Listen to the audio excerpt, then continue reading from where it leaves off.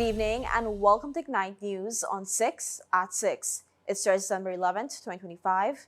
I'm Rihanna Nikram. Thanks for joining us. Here are the headlines. The Georgian Chamber of Commerce and Industry has signed a Memorandum of Understanding with the Tourism and Hospitality Association of Guyana to boost sustainable tourism. President Ali advocates for digital banking during a meeting with leaders in the financial sector. Norton will skip Parliament to focus on rebuilding the PNCR after election defeat. And GPHC worker held for leaking Lola Doll video, while Paul Davy Jr. is released on bail. Two of Ghana's leading private sector organizations are teaming up in a new drive to strengthen tourism and promote sustainable development. The Georgian Chamber of Commerce and Industry, GCCI, and the Tourism and Hospitality Association of Guyana, THAG, have signed a Memorandum of Understanding. It focuses on environmental projects, service standards, and capacity building for the tourism industry. The MOU marks a major step towards sustainable tourism growth, while ensuring that the private sector plays a central role in Guyana's development. TAG President Mitchell Ramkumar said teamwork is key to transforming the sector, stressing that both groups share the same passion for advancing business and the country. The deliverables of this MOU, one is capacity building, and actually we have one of our team members going to China later this month for 2 weeks of training through the Chinese embassy. And so building on that capacity is where we will help the business community, we will help our members, and so it will increase and improve the standards and quality of service that we offer as a sector. Ramkumar also pointed to environmental projects that will grow out of the collaboration. Waste management, which is something that affects all of us as Guyanese and the business community. So what we will be doing is education through the schools, with school talks, and playing our role in helping in this challenge that we face as a country. At a signing ceremony, GCCI President Cathy Smith said the partnership is about building a national identity, positioning Guyana both as a place to do business and as an eco-destination. She urged the private sector to invest more in tourism, complementing the government's infrastructure efforts. Private Sector Commission President Captain Jerry Govaya Jr. praised the agreement as a model of collaboration that benefits not only business and tourism, but also communities across Guyana. As part of the deal, GCCI and TAG will meet monthly to track progress, with GCCI expanding its Green Economy Committee to include tourism.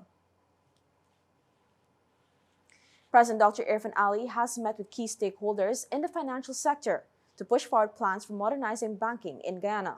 The talks focus on addressing citizens' concerns and ensuring commercial banks keep pace with the government's digital transformation agenda.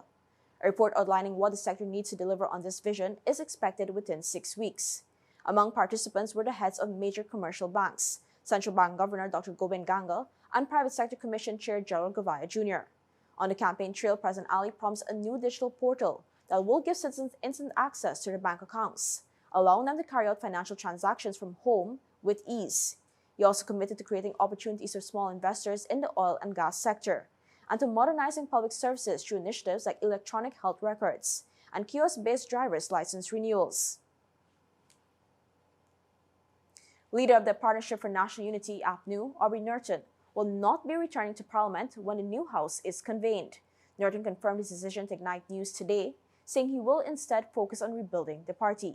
The People's National Congress Reform, or PNCR-led coalition, suffered a crushing defeat in December 1st general and regional elections, failing to win a single electoral district, the loss including its strongholds in Regions 4 and 10, and its role as main opposition. I told the party at a get-together yesterday that I am not going back. I'm going to stay and rebuild the party. He added that the party has already made progress with its new parliamentary list, which will be announced soon. Political commentators know that of the coalition's 12 seats, some likely returning figures include Ganesh Mahipal, Prime Ministerial candidate Jurito Fernandez, and Nima Flubes. Mahipal, when contacted, did not confirm names. He said the official list will be revealed at a press conference tomorrow and dismissed speculation as inaccurate. Meanwhile, We Invest in Nationhood WIN now holds the majority opposition with 16 seats. Sources say WIN leader Azri Mohammed will be among those sworn in, along with several former APNU parliamentarians, such as Tabitha Sarabo Haley, who crossed over ahead of the polls. Chinese President Xi Jinping today congratulated President Irfan Ali on his re-election as President of Guyana, pledging to strengthen cooperation on the Beijing's Belt and Road Initiative. President Xi noted Guyana was the first Caribbean nation to establish diplomatic ties with China, and that relations had developed steadily over the past 53 years, with fruitful results in trade, investment, and multilateral coordination. Xi also recalled meeting President Ali in Chengdu in 2023, saying he is ready to expand what he called mutually beneficial and friendly cooperation and take relations to new heights.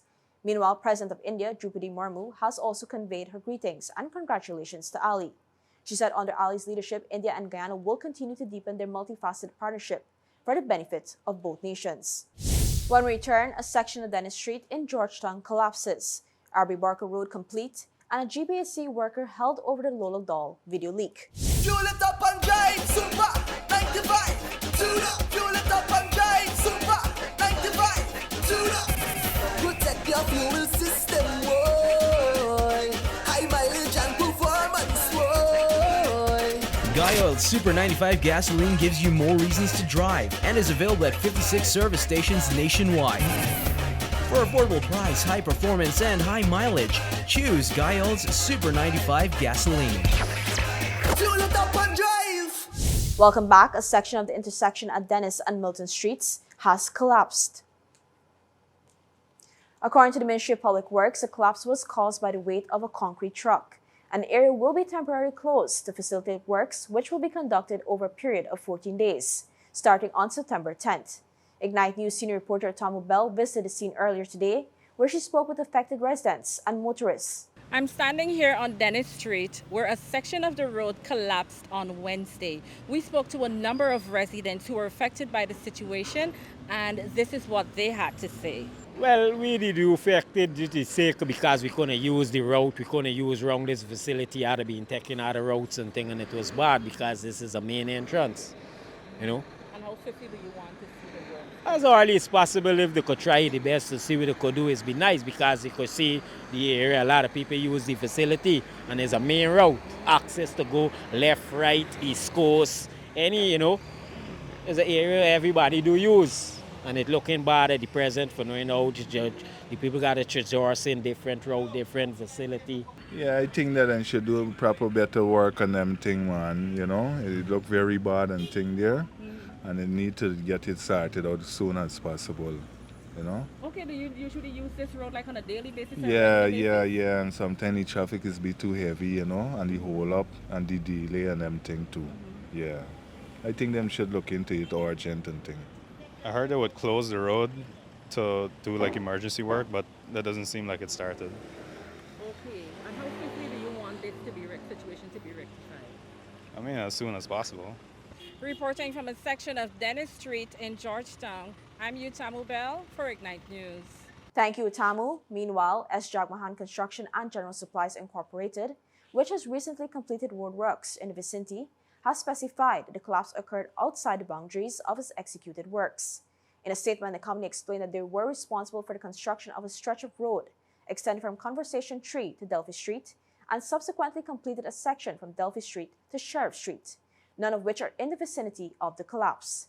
The Ministry of Public Works advises that the road remains open to light traffic only, and heavy-duty vehicles are urged to seek alternative routes until repairs are completed. Motorists and pedestrians are urged to exercise caution, adhere to all directional signage, and use alternative routes where possible. Construction of the 4-lane R.B. Barker Road expansion connecting the New Ogle Highway to South Rumbelt is now complete, according to President Irfan Ali. The $1.45 billion project promises to ease traffic congestion and serve as a vital link connecting the South Rumbelt area to Ogle on the east coast of Demerara. It will also serve as a key access route to the new Commons Lodge housing scheme. The project features thermoplastic road markings, traffic signs, a center median, bicycle lanes, paved shoulder walkways, and government reserves on both sides. 4 precast pre-stressed concrete bridges were also constructed across drainage canals along the route. During construction, Minister of Public Works Bishop Juan Edgil had called for round-the-clock operations to accelerate works, noting the delays in some sections due to weather and uneven contractor progress. Contractors Aronco, CRBC, R&B, and Premium Asphalt were engaged across different segments of the project. An orthopedic technician has been handed over to police after allegedly recording and leaking a video of social media personality Lola Doll calendar inside the Georgetown Public Hospital's emergency department. The footage, which spread widely online, showed Callender in a vulnerable state while receiving urgent treatment after a recent shooting. GPHC says the worker, who was not on duty at the time, was identified through an internal probe. The matter is now being pursued under Ghana's cybercrime laws. Hospital officials have apologized to Callender and her family and pledged tighter monitoring to prevent future incidents.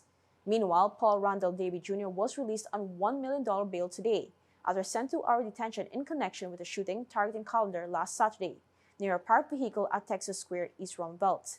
CCTV footage reportedly showed a motorcyclist circling the area before returning and firing multiple rounds at her car. Authorities have also detained another man linked to Davy Jr., who was previously released on $500,000 bail. Police have not confirmed charges against either suspect, emphasizing that the investigation is ongoing. Callender had earlier posted on social media saying her life was in danger and suggesting a personal conflict with Davy Jr. may have escalated the violence. In observance of Suicide Prevention Awareness Month, members of Golden Arm Dharmic in Region 6 held a candlelit vigil and walk, coming together in solemn unity to spread a message of hope and healing. Former president of the organization, Pandit Deodat Prasad, reflected on the journey of the organization, recalling a time when Burmese was facing suicide at alarming rates. So there was a time in Burmese and suicide was rampant, all-time high. And it is almost like every single day you are hearing or reading about some case. And we were one of the first organizations, I dare say, that started this kind of work. We started on our page that exists here, the I Love Life campaign. Without funding, we continue to do this activity here. We believe here in the organization in a very simple philosophy that every life is important. And Sanatana Dharma has an important philosophy, Vasudeva Kutumbakam. The world is like one big family. And so when one member of the family is lost to suicide, the entire family is hurted. And it's for that reason we continue this kind of work that we do. Golden Arm current President Kishan Sugrim urged the gathering to see suicide prevention as both a human and spiritual duty. When someone feels like giving up, it's not weakness, it is fear. And our duty as brothers and sisters in humanity is to help to ease that fear. The vigil ended with prayers for those lost, those still struggling, and for strength within the community. Organizers say while the battle against suicide continues, events like these remind that no one has to walk alone, because every life is important, and together there is always hope. When we come back, Ghana pays tribute to first Indigenous MP. A Corriverton couple survives a home invasion, and Slingers secure a big win in the Elite League. Stay with us. Your business is built on hard work, vision, and the drive to succeed. At GBTI, we understand what it takes to grow. That's why we offer Grow, a small business service designed to help your business expand, adapt, and reach its full potential. From new opportunities to new milestones, we're here to support you every step of the way. Grow from GBTI. Progress starts here. You're watching Night News on 6 at 6. Thanks for staying with us. Last night, the nation honored Stephen Campbell and his lasting legacy. Ghana last night honored the life and legacy of Stephen Campbell, the nation's first Amerindian member of parliament, with a moving tribute at the Umanayana. The event marked yet another highlight of Amerindian Heritage Month 2025, bringing leaders, students, and communities together in reflection and celebration. Born in Santa Rosa on December 26, 1897, Campbell rose from humble beginnings to make history in 1957 when he entered Parliament as the first Indigenous Guyanese legislator. His pioneering presence gave Amerindian peoples a voice at the national level, championing their rights, their land, and their place in the country's future. Last night's ceremony featured The Man of Wisdom, a theatrical production written by Denzel Charlie St. Hill and performed by students of the Hinterland Scholarship Program.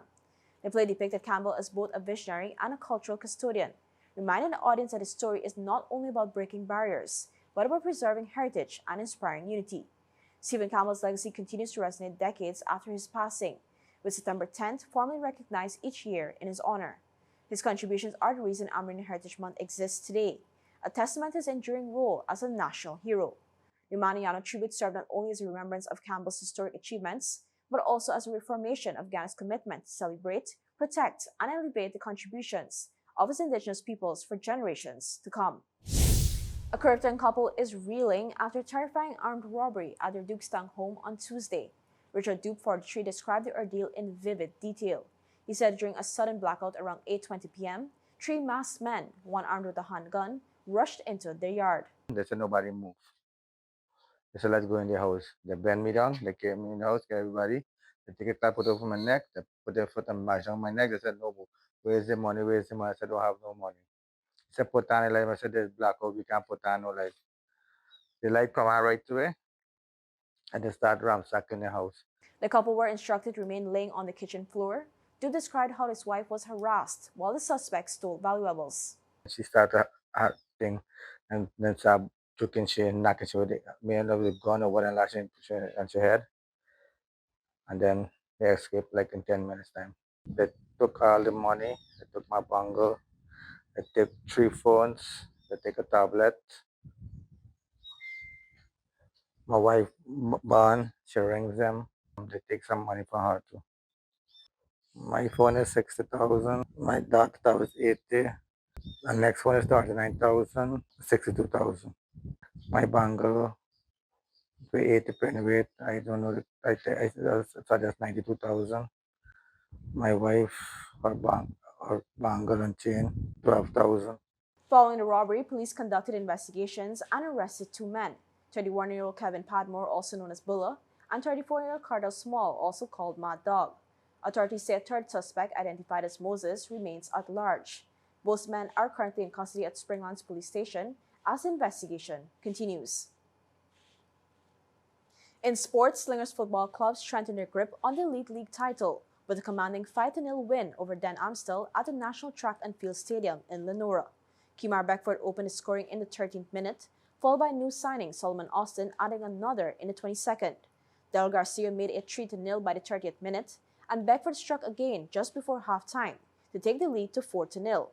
In the second half, Dan Amstel struggled to respond, and Beckford completed his hat trick in the final minute, securing a clean sheet for Slingers. With only 1 game remaining in the season, Slingers are on the brink of being crowned Elite League champions. Hampshire have signed India all-rounder Washington Sundar for their final 2 county championship matches against Somerset and Surrey. The 25-year-old was instrumental in India's Test series draw with England this summer, taking 7 wickets and scoring 284 runs at an average of 47, including his first Test century at Old Trafford. Sundar last played English domestic cricket in 2022 for Lancashire in both the County Championship and One Day Cup. Hampshire's Director of Cricket Giles White said the club is delighted to bring Sundar in, praising his excellent performance against England and noting he will play a key role in the upcoming matches against Somerset and Surrey. Still ahead, the Caribbean private sector organization calls for trade diversification. Bolsonaro convicted in Brazil, and U.S. activist Charlie Kirk killed.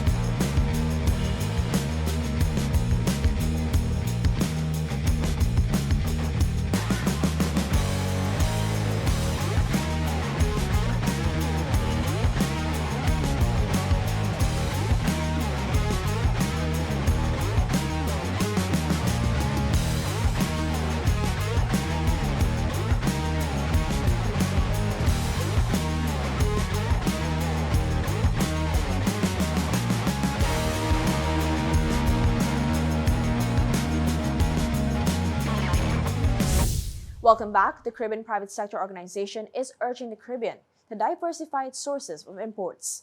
The call was made as rising costs and global supply chain disruptions continue to strain economies. The call came during a webinar co-hosted with the Eastern Caribbean Central Bank under the theme De-risking CSME Imports, examining the scope for goods market fulfillment from non-traditional sources. Experts warned that the Caribbean's heavy reliance on traditional trading partners, especially the United States, leaves it vulnerable to external shocks. They stress that widening trade networks, improving supply chain efficiency, and lowering costs are key to strengthening competitiveness and consumer welfare. CPSO Chairman E. Garvais Warner said the research identifies practical alternatives beyond traditional markets that could reduce import expenses and ease pressure on consumers. CPSO CEO Dr. Patrick Antoine added that in today's changing global landscape, diversification must be paired with export growth, stronger intra-regional trade, and resilient supply chains to secure the Caribbean's economic future. Reuters is reporting that former Brazilian President Jair Bolsonaro has been convicted by Brazil's Supreme Court for plotting a coup after losing the 2022 elections. The decision, supported by a majority of the 5-judge panel, makes Bolsonaro the first former president convicted for attacking democracy. One justice voted to acquit, leaving the final outcome subject to potential appeals. Bolsonaro, a former army captain and far-right populist, rose from a city lawmaker to the presidency, often praising Brazil's military dictatorship and stoking anti-establishment sentiments. His presidency was marked by skepticism toward the pandemic and policies that fueled Amazon deforestation.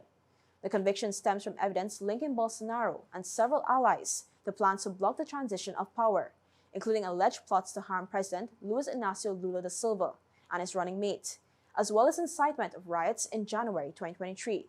Supporters have denounced the trial as political persecution, while critics see it as a critical step to safeguard Brazil's democracy.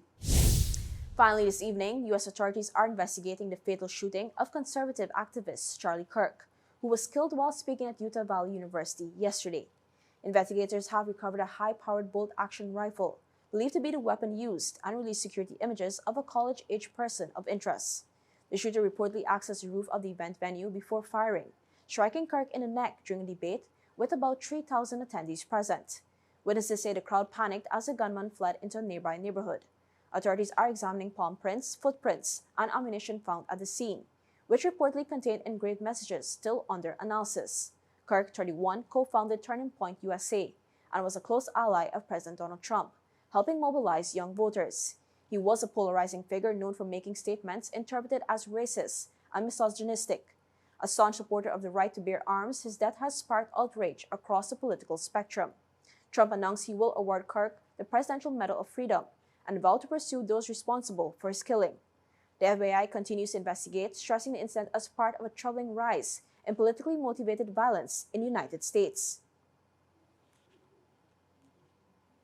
And that's all for this edition of Ignite News on 6 at 6. For more stories, visit ignitenews.com or follow us on social media.